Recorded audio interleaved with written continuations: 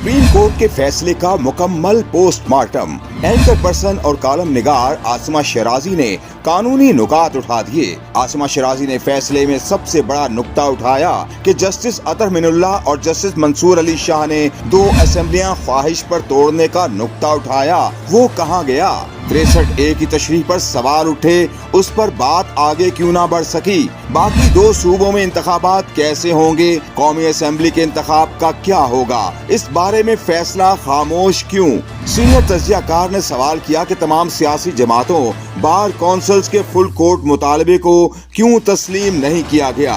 फैसला 4-3 का था या 3-2 का? कंफ्यूजन क्यों खत्म नहीं हो सकी?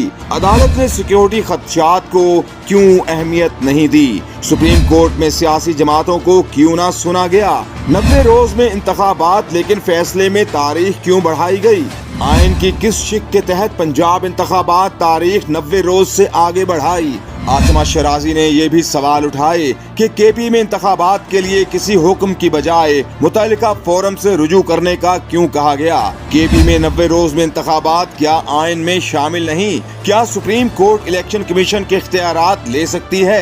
क्या सुप्रीम कोर्ट इंतजामी अमूर को कंट्रोल कर सकती है? क्या सुप्रीम कोर्ट इंतखाबात की शफाफियत की गारंटी देगी?